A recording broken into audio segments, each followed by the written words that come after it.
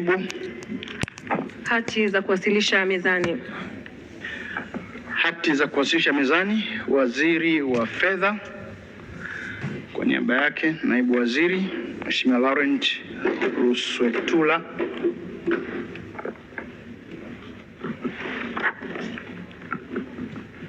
Mheshimiwa Mwenyekiti, kwa niaba ya Waziri wa Fedha, naomba kuwasilisha maelezo ya Waziri wa Fedha kuhusu mswada wa sheria ya fedha wa mwaka 2026, the Finance Bill 2026.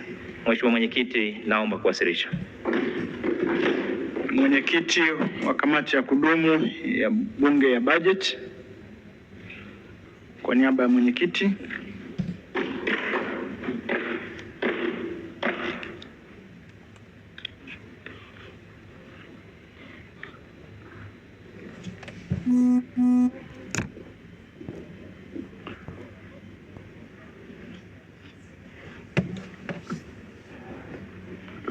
Hati za kuwasilisha mezani.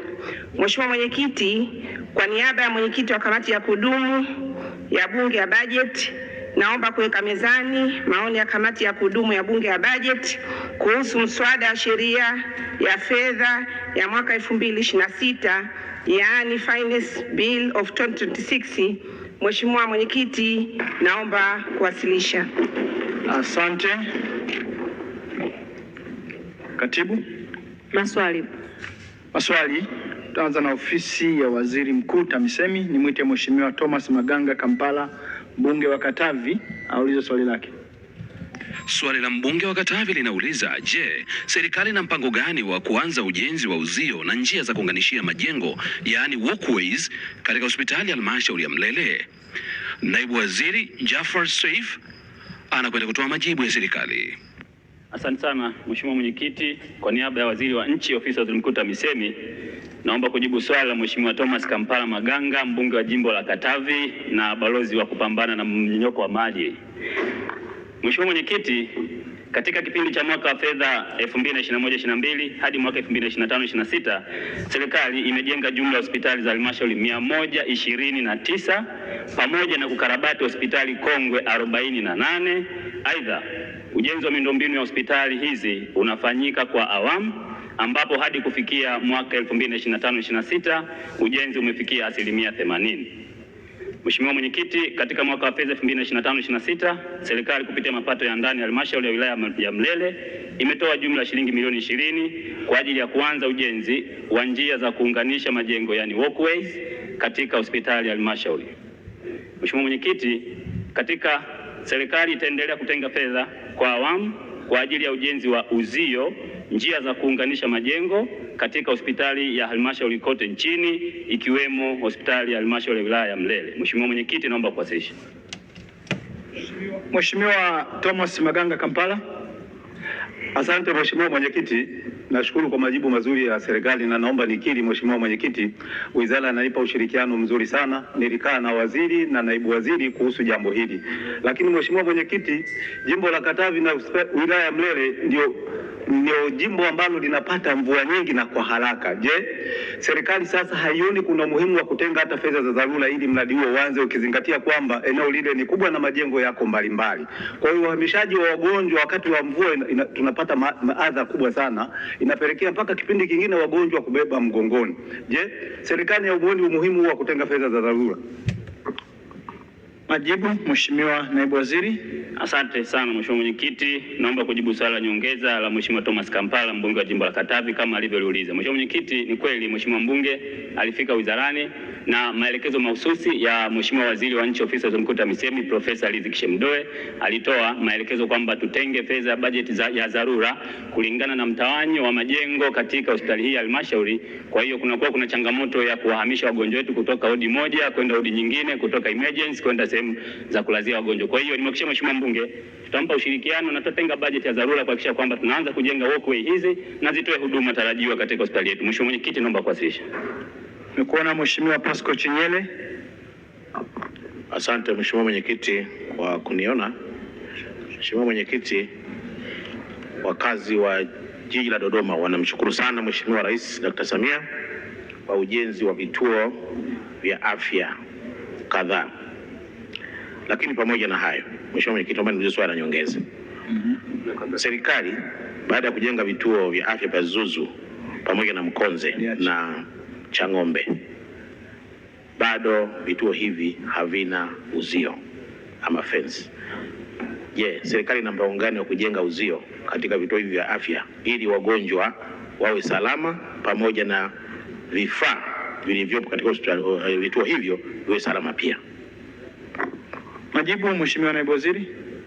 Asante sana Mheshimiwa Mwenyekiti, naomba kujibu swali la nyongeza la Mheshimiwa Mbunge Chinyele kama alivyoliuliza. Mheshimiwa Mwenyekiti, nimhakikishie Mheshimiwa Mbunge dhamira ya serikali kwanza ilikuwa ni kujenga vituo hivi vya afya viweze kutoa huduma tarajiwa katika maeneo yetu, lakini pia tunaendelea kujenga uzio kwa awamu kuhakikisha kwamba tunaweka ustaarabu katika vituo vyetu vyote vya afya.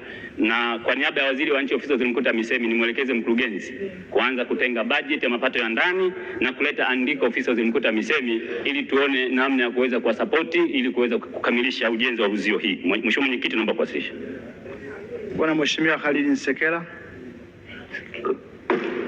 Nashukuru Mheshimiwa Mwenyekiti. Mheshimiwa Mwenyekiti, kituo cha afya cha Nkwenda ni kituo kikubwa ambacho kinatoa huduma nyingi sana ndani ya wilaya na nje ya wilaya, lakini hasa kwa akina mama ambao wanajifungua. Je, serikali haioni haja ya kuwa na wodi maalum kwa ajili ya watoto wanaozaliwa pale? Asante Mheshimiwa Mwenyekiti. Majibu, Mheshimiwa Naibu Waziri. Mheshimiwa Mwenyekiti, naomba kujibu swali la Mheshimiwa Mbunge kama alivyoliuliza. Mheshimiwa Mwenyekiti, serikali inaona umuhimu wa kujenga miundombinu na kukamilisha. Mheshimiwa Mwenyekiti, nilikwisha aliarifu bunge lako tukufu kwamba zaidi ya vituo 364 tumevipitia kuhakikisha kwamba tunaenda kuviongezea miundombinu ili mama zetu, wagonjwa wetu waweze kupata huduma katika vituo vyao. Mheshimiwa Mwenyekiti, naomba kuwasilisha. Mheshimiwa Clayton Chipando. Asante Mheshimiwa Mwenyekiti kwa kunipa nafasi na mimi niweze kuuliza swali la nyongeza. Mheshimiwa Mwenyekiti, naomba kumuuliza waziri, kata ya Mwanga Kaskazini na kata ya Mwanga Kusini ni moja kati ya kata zenye watu wengi katika jimbo la Kigoma mjini, lakini kata hizi mbili hazina kituo cha afya na tulikubaliana kijengwe katika kata ya Mwanga Kusini. Serikali ina mpango gani wa kuwajengea watu wa Kigoma hasa kata hizi mbili kituo cha afya pale Mwanga Kusini? Majibu. Asante sana Mheshimiwa Mwenyekiti, naomba kujibu swali la nyongeza la Mheshimiwa Chipando au Baba Levo. Mheshimiwa Mwenyekiti, nimhakikishie Mheshimiwa Mbunge dhamira ya serikali ni kujenga vituo vya afya kila kata. Na kwa sasa wananchi wetu zaidi ya 85% wanapata huduma za afya ndani ya eneo kilomita 5 za mraba. Nimhakikishie Mheshimiwa Mbunge tutaendelea kutenga bajeti na kujenga vituo hivi vya afya vya kimkakati ambavyo tayari tumekwisha viombea fedha Wizara ya Fedha ili kuhakikisha kwamba tunakwenda kukamilisha adhima ya serikali. Mheshimiwa Mwenyekiti, naomba kuwasilisha. Unaendelea, nimwite sasa Mheshimiwa Silveri Luboja Salvatori, mbunge wa Misungwi, aulize swali lake. Swali la mbunge wa Misungwi linauliza, je, lini serikali itaanza ujenzi wa kituo cha afya Lubile ili kusogeza huduma kwa wananchi? Naibu Waziri anaendelea kutoa majibu ya serikali. Jibu, Mheshimiwa Naibu Waziri. Asante sana Mheshimiwa Mwenyekiti, kwa niaba ya Waziri wa Nchi Ofisi ya Waziri Mkuu TAMISEMI naomba kujibu swali la Mheshimiwa Silver Luboja Salvatori, mbunge wa jimbo la Misungwi kama ifuatavyo. Mheshimiwa Mwenyekiti, katika kipindi cha mwaka wa fedha 2021/22 hadi kufikia mwaka 2025/26 serikali imetoa jumla ya shilingi bilioni 5.4 kwa ajili ya ujenzi wa hospitali ya halmashauri, vituo vya afya Usagara, Mhunduru na Shiralo pamoja na ujenzi na ukamilishaji wa maboma 5 ya zahanati katika halmashauri ya wilaya ya Misungwi. Mheshimiwa Mwenyekiti, katika mwaka wa fedha 2025/26 serikali imetoa jumla shilingi milioni 700 kwa ajili ya ujenzi kituo cha afya Shilalo. Fedha hizi zimepokelewa na halmashauri mwezi Juni mwaka 2026. Aidha, kata ya Lubili ni miongoni mwa kata za kimkakati 94 ambazo ofisi ya Waziri Mkuu TAMISEMI imewasilisha maombi maalum ya shilingi bilioni 23.5 hazina kwa ajili ya ujenzi wa vituo vya afya.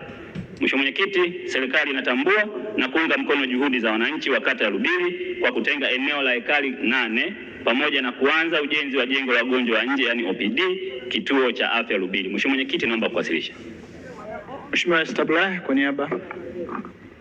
Nashukuru Mheshimiwa Mwenyekiti, nami niulize maswali mawili ya nyongeza. Jimbo la Bunda mjini lenye kata 13 kuna kata ambazo hakuna kituo cha afya. Kwa mfano kata ya Guta ina mitaa 13 lakini ina zahanati 2, haina kituo cha afya na ina wakazi wengi, na ndio kata inayoongoza kuwa na wakazi wengi kwenye jimbo la Bunda mjini. Ni lini sasa mtajenga vituo vya afya kata ya Guta, kata ya Sazila, kata ya Kabasa? Swali la kwanza hilo. Swali la pili, kituo cha Bunda mjini unakijua vizuri, kinatoa huduma ya afya kwenye kata mbalimbali, hata hizo ambazo hazina vituo vya afya wanaenda kwenye kituo cha Bunda mjini, lakini kimepungukiwa jengo la OPD, wodi ya mama, wodi ya kina baba pamoja na watoto. Ni lini sasa mtakamilisha ili wananchi wangu waweze kupata huduma za afya zinazostahili? Majibu, Mheshimiwa Naibu Waziri. Mheshimiwa Mwenyekiti, naomba kujibu maswali madogo ya nyongeza ya Mheshimiwa Esther Bulaya kama alivyoyauliza. Mheshimiwa Mwenyekiti, nimpongeze Mheshimiwa mbunge senior kwa maana ya kwamba anafuatilia kwa dhati huduma za afya katika jimbo lake. Mheshimiwa Mwenyekiti, nimhakikishie Mheshimiwa mbunge kwa kata hizo zitaja, tunaendelea kutenga bajeti kuhakikisha kwamba tunapunguza umbali wa wananchi wetu kufuata huduma. Sasa huduma zinawafuata wananchi. Mheshimiwa Mwenyekiti, swali la pili, nimhakikishie Mheshimiwa mbunge katika mpango wa bajeti uliopo mbele yetu tunakwenda kuanza kukamilisha ujenzi wa miundombinu katika hospitali yetu ya Bunda mji, kwa sababu inahudumia wananchi wengi wanakuja pale hata kutoka katika majimbo mengine. Mheshimiwa Mwenyekiti, naomba kuwasilisha. Mheshimiwa Mariam Kisangi, swali la nyongeza. Asante sana Mheshimiwa Mwenyekiti kunipa nafasi. Kata ya Makangarawe ni kata ambayo ina zaidi ya watu takriban 50,000. Lakini kata hiyo mpaka sasa ina zahanati na haina kituo cha afya. Je, serikali ina mpango gani sasa kujenga kituo cha afya katika kata ya Makangarawe iliyopo katika jimbo la Temeke, halmashauri ya Temeke? Majibu, Mheshimiwa Naibu Waziri. Mheshimiwa Mwenyekiti, naomba kujibu swali la nyongeza la Mheshimiwa Mariam Kisangi, mbunge wa jimbo la Temeke. Mheshimiwa Mwenyekiti, majimbo ya mijini yote hatuna mashaka na idadi ya watu. Nimhakikishie Mheshimiwa Mariam Kisangi kupitia bunge lako tukufu, nimwelekeze mkurugenzi wa halmashauri kuendelea kutenga fedha na kuanza rasmi ujenzi wa kituo cha afya katika kata ambayo Mheshimiwa mbunge ameainisha, kwa maana ya kwamba hizi ni miongoni mwa halmashauri ambazo zina mapato makubwa ya mapato toshelezi. Kwa hiyo nimhakikishie Mheshimiwa Mariam tutampa ushirikiano kuhakikisha kwamba tunakwenda kujenga kituo cha afya hiki na kitoe huduma kwa wananchi. Mheshimiwa Mwenyekiti, naomba kuwasilisha. Bwana Mheshimiwa Arif Premji. Asante sana Mheshimiwa Mwenyekiti. Mheshimiwa Mwenyekiti, jimbo la Mtwara vijijini kata ya Kitele kuna kituo cha afya kilijengwa mwaka 1973. Sasa hivi ni takriban miaka 53 sasa hivi. Na kituo hichi kinahitaji maboresho ya majengo. Je, ni lini serikali itatatua changamoto hiyo? Asante. Majibu, Mheshimiwa Naibu Waziri. Asante sana Mheshimiwa Mwenyekiti, naomba kujibu swali la nyongeza la Mheshimiwa Premji kama alivyouliza. Mheshimiwa Mwenyekiti, vile vituo vya afya vilivyojengwa na hospitali kongwe zote tumekwisha zipitia ofisi ya Waziri Mkuu TAMISEMI. Nimhakikishie Mheshimiwa Premji tutatenga fedha kuhakikisha kwamba tunakwenda kukarabati miundombinu chakavu katika kituo hiki cha afya ili kiendelee kutoa huduma kwa wananchi wetu. Mheshimiwa Mwenyekiti, naomba kuwasilisha. Mkoona Mheshimiwa Edbil Kinyoma. Asante Mheshimiwa Mwenyekiti. Kata ya Sante Nyerere iko umbali wa kilomita 50 kutoka kituo kilichoko karibu na ina wakazi zaidi ya 21. Je, serikali haioni haja ya kujenga kituo cha afya kwa dharura ili kutekeleza ilani yetu ya Chama cha Mapinduzi kwa vitendo? Majibu, Mheshimiwa Naibu Waziri. Mheshimiwa Mwenyekiti, naomba kujibu swali la nyongeza la Mheshimiwa Edbil kama ambavyo ameliuliza. Mheshimiwa Mwenyekiti, nimhakikishie Mheshimiwa mbunge ofisi ya Waziri Mkuu TAMISEMI na uzuri alishakuja ofisini tukakaa kimkakati kuangalia changamoto za kijimbo, lakini nimhakikishie Mheshimiwa mbunge tuendelea kutenga fedha kuhakikisha kwamba tunaanza ujenzi katika kituo hiki katika kata hii ili kuhakikisha kwamba tunakwenda kutimiza azma ya ilani ya Chama cha Mapinduzi kuwapelekea huduma wananchi. Mheshimiwa Mwenyekiti, naomba kuwasilisha. Mheshimiwa Esther Matiko. Nakushukuru sana Mheshimiwa Mwenyekiti. Mheshimiwa Mwenyekiti, kata ya Kitale tulijengewa pale, serikali ijenga kituo cha afya cha Kibumae ambacho kimeanza kufanya kazi. Lakini kituo kile hakijakamilika bado kuna majengo mawili yanahitajika na vifaa, na kwa mwaka wa fedha 2026/27 kimetengewa shilingi milioni 300, na kwa sababu kata ile iko nje ya mji, nataka kujua tunaoenda kuanza mwaka wa fedha 1 Julai, serikali itahakikisha kwamba inapeleka hizo milioni 300 katika kata ya Kitale kwenye kituo cha Kibumai kamilike, kizingatia kipo nje ya mji. Majibu, Mheshimiwa Naibu Waziri. Mheshimiwa Spika, naomba kujibu swali la nyongeza la Mheshimiwa Esther Matiko kama alivyoliuliza. Mheshimiwa Spika, tayari katika mwaka wa fedha 2026/27 tumekwisha tenga fedha milioni 300 kwenda kukamilisha miundombinu. Nimhakikishie Mheshimiwa mbunge na nimwelekeze mkurugenzi wa halmashauri kuendelea kusimamia fedha hizi na kuanza ujenzi haraka iwezekanavyo ili kuendelea kutoa huduma tarajiwa katika kata yetu. Mheshimiwa Mwenyekiti, naomba kuwasilisha. Nimekuona Mheshimiwa Subira Mgalu. Asante sana Mheshimiwa Mwenyekiti kwa kunipa nafasi ya kuuliza swali la nyongeza.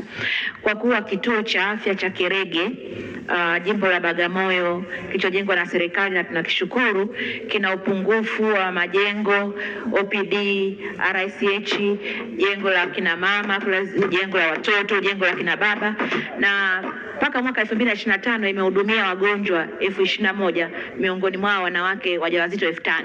Je, serikali na mpango gani wa kutujengea majengo haya ukizingatia pia ilani ya Chama cha Mapinduzi ya 25-30 imetoa ahadi hiyo? Majibu, Mheshimiwa Naibu Waziri.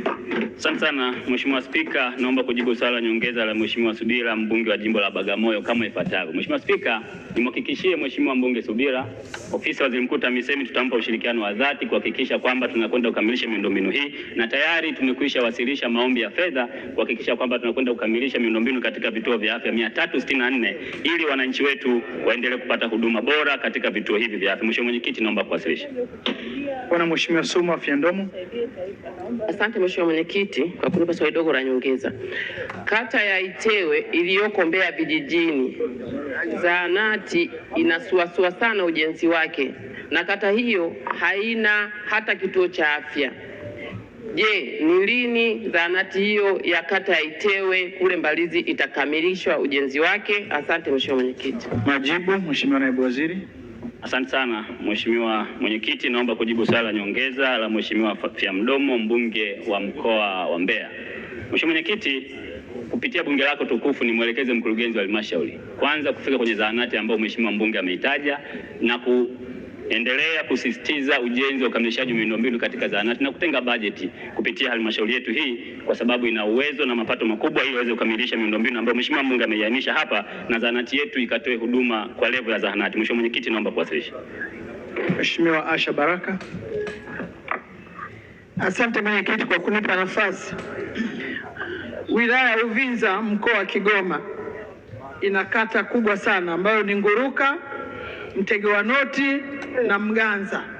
Nguruka, Mtego wa Noti na Mganza ni sehemu ambayo kuna wafugaji wengi sana wa ng'ombe pamoja na wavuvi wa samaki. Ni wilaya ambayo ina watu wengi sana, imeongezeka watu wengi sana ghafla, lakini hizi kata hazina hospitali kubwa, wote wanategemea hospitali ambayo yuko tarafa ya Nguruka. Ni lini serikali itaongeza huduma za afya, vituo vya afya vipya katika kata ya Mtego wa Noti pamoja na Mganza kufatana na ongezeko la watu? Majibu, Mheshimiwa Naibu Waziri. Asante sana Mheshimiwa Mwenyekiti, naomba kujibu swali la nyongeza la Mheshimiwa Asha Baraka kama ambavyo ameliuliza. Mheshimiwa Mwenyekiti, nimhakikishie Mheshimiwa mbunge ofisi ya Waziri Mkuu TAMISEMI inaendelea kufanya tathmini katika vituo vyote vya afya na maeneo ambayo yana ongezeko kubwa la watu. Nimhakikishie halmashauri ya wilaya ya Uvinza nayo imo katika mpango mkakati kuhakikisha kwamba tunakwenda kujenga vituo vya afya vitakavyotoa huduma kwa wananchi wetu. Mheshimiwa Mwenyekiti, naomba kuwasilisha. Mheshimiwa Haidari Sumri. Asante sana Mheshimiwa Mwenyekiti. Awali ya yote nimshukuru na kuwapongeza TAMISEMI kwa pesa walizoleta kwenye jimbo langu, pesa za ukamilishaji wa kituo cha afya cha Town Clinic na ujenzi wa wodi ya watoto njiti pale kwenye hospitali ya manispaa ya Mpanda. Lakini Mheshimiwa Mwenyekiti, tuna changamoto kubwa katika kata ya Magamba na kata ya Kasokola. Kata hizi ziko mbali na mji na hazina vituo vya afya. Sasa serikali ina mpango gani, na ukizingatia ilani ya CCM imeelekeza maeneo haya kujengwa vituo vya afya? Ni lini sasa serikali italeta pesa ili tujenge vituo vya afya kwenye maeneo hayo? Majibu, Mheshimiwa Naibu Waziri. Asante sana Mheshimiwa Mwenyekiti, naomba kujibu swali la nyongeza la Mheshimiwa Sumri kama alivyoliuliza, na kwanza nipokee pongezi kwa niaba ya serikali, na tunaendelea kutenga fedha kuhakikisha kwamba tunapeleka huduma bora katika maeneo yote nchini. Mheshimiwa Mwenyekiti, nimhakikishie Mheshimiwa mbunge vituo vya afya alivyovitaja katika kata hizo tutaendelea kuzitengea fedha na kuhakikisha kwamba tunapeleka miundombinu, na tunaendelea kutekeleza maelekezo ya ilani ya Chama cha Mapinduzi kuhakikisha kwamba tunapeleka miundombinu hii ili katoe huduma bora kwa wananchi wetu. Mheshimiwa Mwenyekiti, naomba kuwasilisha. Mheshimiwa Saasisha Mafue, atafuata Mheshimiwa Rashid Mtima. Baada ya hapo Tarimba Abbas, tutaendelea. Asante Mheshimiwa Mwenyekiti. Kata ya Muungano imezungukwa na kata ya Bondeni na kata ya Bomang'ombe, na zote kwa sababu ziko karibu na hospitali ya wilaya ya Hai hazina vituo vya afya. Je, serikali ina mpango gani ya kujenga kituo cha afya kata ya Muungano ili ziweze kuhudumia kata hizi zilizoko karibu na hospitali ya wilaya? Majibu. Mheshimiwa Mwenyekiti, naomba kujibu swali la nyongeza la Mheshimiwa Saasisha Mafue kama ambavyo ameliuliza. Mheshimiwa Mwenyekiti, tunazingatia vipaumbele vya umbali na wingi wa wananchi katika kata husika. Kwa hiyo nimhakikishie Mheshimiwa mbunge kwa zile kata ambazo ziko karibu na hospitali ya wilaya wanaendelea kupata huduma kwenye hospitali ya wilaya, lakini kwa zile kata ambazo ziko mbali tutampa ushirikiano Mheshimiwa mbunge kuhakikisha kwamba tunakwenda kuzitengea budget na kuanza ujenzi wa vituo vya afya. Mheshimiwa Mwenyekiti, naomba kuwasilisha. Mheshimiwa Rashid Mtima. Nashukuru sana Mheshimiwa Mwenyekiti. Kata ya Namionga na kata ya Makonga ni kata ambazo ziko pembezoni mwa jimbo la Newala mjini na zina watu wengi ukilinganisha na kata zingine za jirani zake. Je, ni lini serikali itaona haja ya kujenga vituo vya afya katika kata hizi ili ziweze kusaidia na wananchi wengine wa kata ya Mkurunguru na kata ya Maumbika? Majibu, Mheshimiwa Naibu Waziri. Mheshimiwa Mwenyekiti, naomba kujibu swali la nyongeza la Mheshimiwa mbunge kama alivyouliza, mbunge wa jimbo la Newala mjini. Mheshimiwa Mwenyekiti, kuna majimbo haya ya mijini pamoja na jimbo lako la Njombe mji, sawa, zina kata ambazo ziko mjini na vijijini. Kwa hiyo Mheshimiwa Mwenyekiti, tunaendelea kutenga fedha kuhakikisha kwamba hata yale majimbo ambayo yanasomeka ni ya mjini, lakini kuna zile kata za pembezoni ambazo wananchi wanapata umbali kwenda kupata huduma, tutaendelea kuyatengea fedha na kukamilisha vituo vya afya hivyo ili kuhakikisha kwamba zinaendelea kutoa huduma kwa wananchi wetu na kupunguza umbali wa kufuata huduma. Mheshimiwa Mwenyekiti, naomba kuwasilisha. Tutamalizia na Mheshimiwa Tarimba Abbas. Nakushukuru Mheshimiwa Mwenyekiti.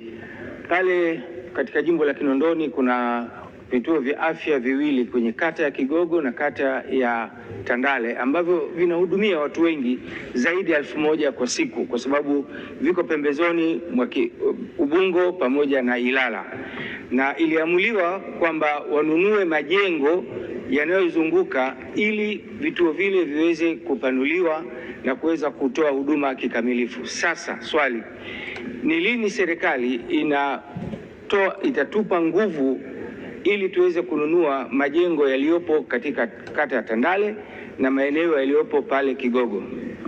Majibu, Mheshimiwa Naibu Waziri.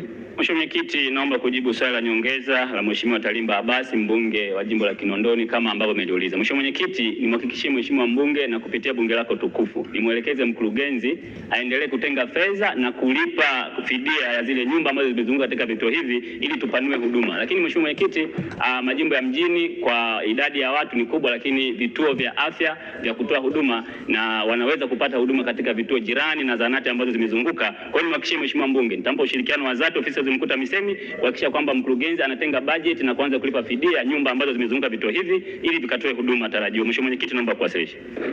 Mheshimiwa wabunge, tunaendelea, bado tupo ofisi ya Waziri Mkuu TAMISEMI. Nimwite sasa Mheshimiwa Faraji Buriani Nandala, mbunge wa Ndanda, aulize swali lake. Swali la mbunge wa Ndanda linauliza, je, lini serikali itachukua hatua madhubuti dhidi ya uvamizi wa jamii ya wafugaji katika maeneo ya wakulima wa ushoroba wa mto Lukuledi Ndanda? Naibu Waziri Jafar Saif anaendelea kutoa majibu ya serikali. Asante sana Mheshimiwa Mwenyekiti, kwa niaba ya Waziri wa Nchi Ofisi ya Waziri Mkuu TAMISEMI naomba kujibu swali la Mheshimiwa Faraji Buriani Nandala, mbunge wa jimbo la Ndanda kama ifuatavyo. Mheshimiwa Mwenyekiti, serikali inatambua changamoto ya uvamizi wa wafugaji katika maeneo ya wakulima wa ushoroba wa mto Lukeledi katika jimbo la Ndanda hasa kipindi cha ukame, na imekuwa ikichukua hatua mbalimbali za kudhibiti uvamizi huo kwa kushirikiana na mamlaka za serikali za mitaa na vyombo vya ulinzi na usalama. Mheshimiwa Mwenyekiti, serikali imeendelea kuchukua hatua ikiwa ni pamoja na kupima na kutenga ardhi kwa ajili ya malisho yenye ukubwa wa hekta 129,489.48 katika vijiji 30 vya mkoa wa Lindi vikiwemo vijiji jirani na mto Lukeledi Ndanda. Aidha, serikali inaendelea kutoa elimu inayolenga kuwabadilisha mtizamo wa wafugaji kuhusu umuhimu wa faida za kufuga kwa tija na kibiashara. Mheshimiwa Mwenyekiti, serikali inatoa wito kwa wafugaji kote nchini kuhakikisha kuwa wanazingatia mipango ya matumizi bora ya ardhi na pia kuendeleza maeneo yaliyotengwa kwa ajili ya shughuli za ufugaji kwa kuondoa vichaka na kupanda malisho kulingana na ekolojia ya maeneo husika. Kwa kutekeleza hatua hizi za kuendeleza ardhi iliyotengwa kwa ajili ya malisho, wafugaji wataweza kupata malisho kwa kipindi chote cha mwaka na kuachana na ufugaji wa kuhamahama. Mheshimiwa Mwenyekiti, naomba kuwasilisha. Mheshimiwa Faraji Nandala, swali la nyongeza. Mheshimiwa Mwenyekiti, asante kwa kunipata nafasi ili niweze kuuliza maswali mawili ya nyongeza. Mheshimiwa Mwenyekiti, ushoroba huu wa mto Lukeledi ni muhimu sana kwa ajili ya shughuli za kilimo, na kwa kutambua umuhimu wake na katika jitihada za kuunga mkono kauli ya Mheshimiwa Rais ya kutaka kumuona mkulima anakuwa mwekezaji na kilimo kinakuwa ni biashara, Wizara ya Kilimo imewekeza fedha nyingi sana kwenye huu ushoroba wa mto Lukeledi kwa kuanzisha skimu kubwa 3 za umwagiliaji: skimu ya Nanganga ya bilioni 25, skimu ya Ndanda ya bilioni 23 na skimu ya Chikukwe ya bilioni 25. Lakini pamoja na uwepo wa skimu hizi kubwa na miradi hii mikubwa ya umwagiliaji, bado skimu hizi zina hatari za kwenda kupoteza ile tija ambayo serikali inakusudia kutokana na uvamizi wa jamii ya wafugaji ambao wamekuwa wakipitisha ng'ombe zao maelfu na maelfu na kwenda kuathiri shughuli za kilimo na utekelezaji wa zile skimu. Swali langu, serikali haioni haja sasa ya kuchukua hatua madhubuti ya kuzuia jamii hizi zisiweze kupita kwenye zile skimu na kuweza kuokoa skimu hizi za umwagiliaji? Swali langu la pili, Mheshimiwa Mwenyekiti, kwenye huu shoroba wa mto Lukeledi unajumuisha zaidi ya kata 12, yani kata ya Nanganga, kata ya Nangoo, kata ya Lukeledi, kata ya Bwena, kata ya Ndanda, kata ya Chikundi, kata ya Chikukwe, kata ya Chigugu, kata ya Chiwale, kata ya Msikisi na kata ya Matutu. Uchumi wa wananchi wa kata hizi unategemea kilimo, lakini kitendo cha jamii ya wafugaji kuvamia kwenye haya maeneo inakwenda kuhatarisha usalama wa chakula wa wananchi wa jimbo la Ndanda, lakini pia usalama wa uhai wao, kwa sababu uvamizi wao unajumuisha mapigano na hata kuhatarisha uhai wa wananchi wa jimbo la Ndanda. Je, serikali haioni sasa ni muda umefika wa kuja na mpango bora wa matumizi ya ardhi kuhakikisha kwamba jimbo la Ndanda linapimwa na kuwekewa alama rasmi ili kuweza kukinga wananchi wa jimbo la Ndanda na hii jamii ya wafugaji? Jibu, Mheshimiwa Naibu Waziri. Asante sana Mheshimiwa Mwenyekiti, naomba kujibu maswali madogo ya nyongeza ya Mheshimiwa mbunge Faraji Buriani, miongoni mwa wabunge vijana madhubuti na wanaosimamia hoja zao na kuhakikisha kwamba maendeleo yanapatikana katika majimbo na hasa jimbo la Ndanda. Mheshimiwa Mwenyekiti, nianze kwa kumpongeza Mheshimiwa mbunge kwa kuleta maswali haya nyongeza, na serikali tayari imekwisha chukua hatua za dhati za kutenga maeneo haya zaidi ya hekari 129,000 kuhakikisha kwamba maeneo ya wakulima na wafugaji yanatengwa, na ili wafugaji wawe na maeneo yao na kuendelea kuyaboresha, kuongeza miundombinu ya maji, majosho, lakini pia kuendelea kuwapa elimu namna ya ufugaji bora na kupanda nyasi katika maeneo haya ili kuhakikisha kwamba wafugaji hawaendelei kuvamia maeneo ya wakulima. Mheshimiwa Mwenyekiti, nimhakikishie Mheshimiwa mbunge, ofisi ya Waziri Mkuu TAMISEMI kwa kushirikiana na Wizara ya Kilimo, Wizara ya Mifugo na Uvuvi, tutaendelea kumpa ushirikiano wa dhati kuhakikisha kwamba tunaweka mpango bora wa kuendelea kuelimisha wananchi wetu hasa wafugaji ili wasiendelee kuwabuguzi wakulima, kwa sababu wote wanahitajiana kwa ajili ya uchumi wa taifa letu. Mheshimiwa Mwenyekiti, naomba kuwasilisha. Kuona Mheshimiwa Fadhili Liwaka. Mheshimiwa Mwenyekiti, ninakushukuru. Sambamba na jitihada kubwa zinazofanywa na serikali katika kuhakikisha wanaondoa migogoro ya wakulima na wafugaji, kumekuwa na uelewa mdogo wa kundi la wafugaji, hususan katika maeneo ambayo kwa sasa ndio kwanza wameanza kuwapokea. je, serikali haioni haja sasa ya kuunda vitengo maalumu vya kushughulikia utoaji elimu na kuasisitiza umuhimu wa kuishi vizuri bila kuingiliana kwenye uzalishaji? Majibu, Mheshimiwa Naibu Waziri. Asante sana Mheshimiwa Mwenyekiti, naomba kujibu swali la nyongeza la Mheshimiwa mbunge Liwaka kama ambavyo ameliuliza. Mheshimiwa Mwenyekiti, ofisi ya Waziri Mkuu TAMISEMI tumeendelea kushirikiana na wizara yetu ya mifugo na uvuvi, na kwa dhati wamekwisha andaa andiko maalum ambalo wameliwasilisha ofisi ya Waziri Mkuu TAMISEMI ili kuanza kutoa elimu kwa wananchi wetu, na utakuwa mkakati kabambe wa nchi nzima kutoa elimu kuhakikisha kwamba wakulima na wafugaji wote wanategemeana katika kujenga uchumi wa taifa letu. Mheshimiwa Mwenyekiti, naomba kuwasilisha. Nimekuona Mheshimiwa Issa Mchungahela. Asante mwenyekiti kwa kuniona. Wilaya ya Masasi ni katika wilaya ambazo zilistahili kutokuwa na changamoto hiyo, kwa sababu ni eneo ambalo haliruhusiwi kupeleka ufugaji kwa sababu hakuna mapori ya ufugaji. Na kwa sababu hiyo hata mwaka 2024 Mheshimiwa Rais alitoa maelekezo ya kuondoa wafugaji wote katika eneo hilo kwa sababu ya changamoto zilizokuwa zinajitokeza mara kwa mara. Ni kwa bahati mbaya zoezi hili halikukamilika, lakini sasa hivi ninavyokuambia kuna shida kubwa sana ya wafugaji kupeleka ng'ombe katika maeneo ya wakulima. Kumekuwa na sitomfahamu kubwa mno. Ni lini sasa mtakuwa na mkakati wa kufanya jambo hili likaisha katika wilaya ya Masasi? Asante. Mheshimiwa Naibu Waziri, kabla hujajibu, nimemwona Mheshimiwa Waziri amesimama. Mheshimiwa Ali Bashiru Kakurwa. Mheshimiwa Mwenyekiti, nampongeza sana Mheshimiwa Naibu Waziri kwa majibu yake mazuri sana. Mheshimiwa Mwenyekiti, mikoa ya Pwani, Lindi, Mtwara na Ruvuma ina mahitaji mahususi ya usimamizi wa mahusiano baina ya wafugaji na wakulima, na ninampongeza mkuu wa mkoa wa Lindi kwa namna anavyoshirikisha wadau wote na kusimamia utaratibu mzuri wa uzalishaji na mahusiano mazuri kati ya wakulima na wafugaji. Tumeshapokea maelekezo ya Mheshimiwa Waziri Mkuu kuweka mkakati mahususi katika mikoa niliyoitaja ili kukabiliana na changamoto ambayo muuliza swali ameitaja. Mheshimiwa Rais hafurahishwi hata kidogo kuona mahusiano ya wakulima na wafugaji yanakuwa ya kihasama, kwa sababu itatuchelewesha katika maendeleo. Kwa hiyo ni ahidi mbele ya bunge lako tukufu, tunatekeleza maelekezo ya Mheshimiwa Waziri Mkuu.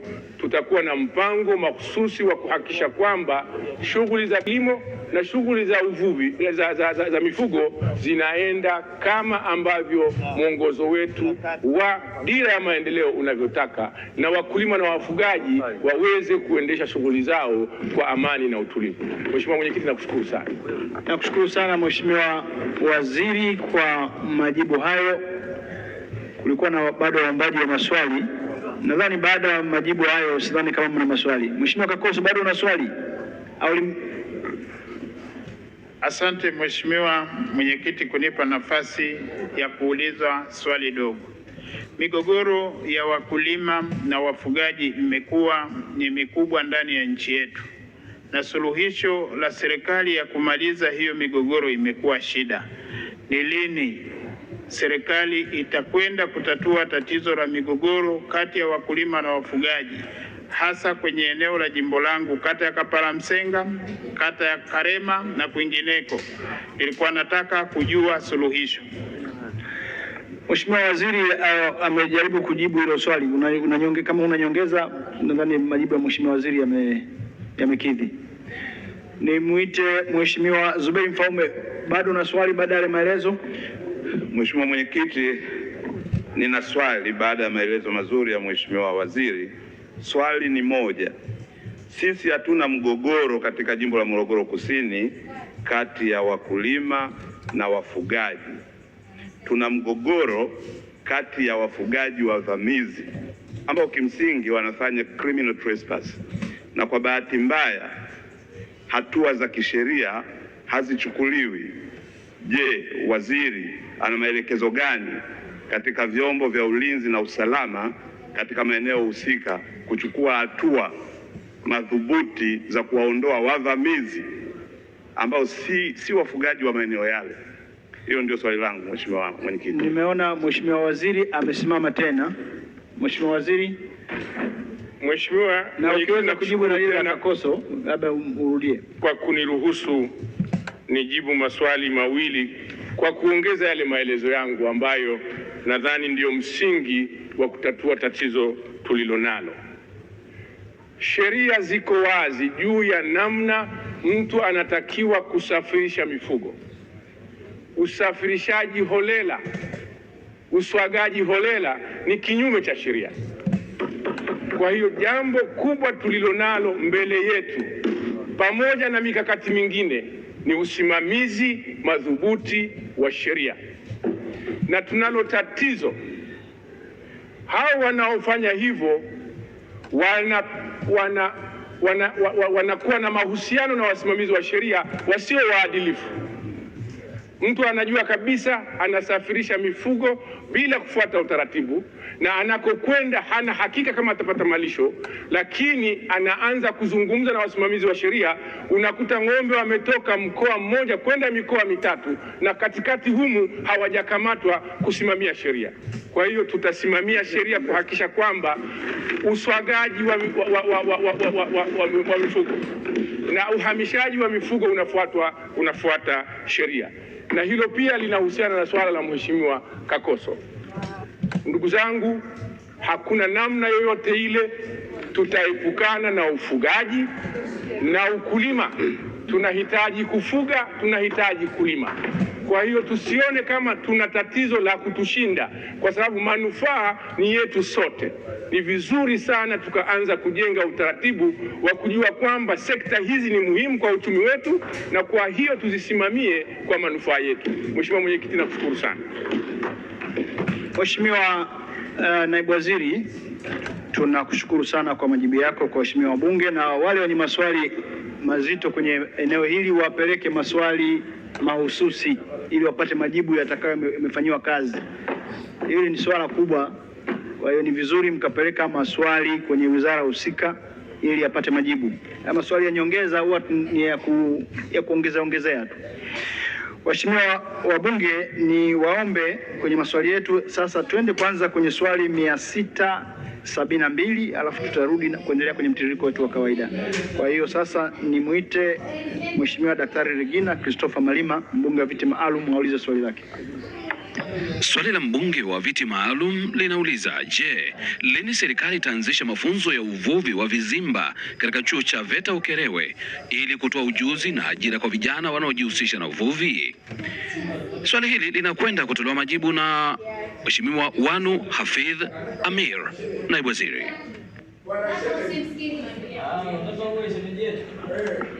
Mheshimiwa Mwenyekiti, kwa ruhusa yako na kwa niaba ya Mheshimiwa Waziri wa Elimu, Sayansi na Teknolojia, naomba kujibu swali nambari 672 la Mheshimiwa Dr. Regina Christopher Malima, mbunge wa viti maalum kama ifuatavyo.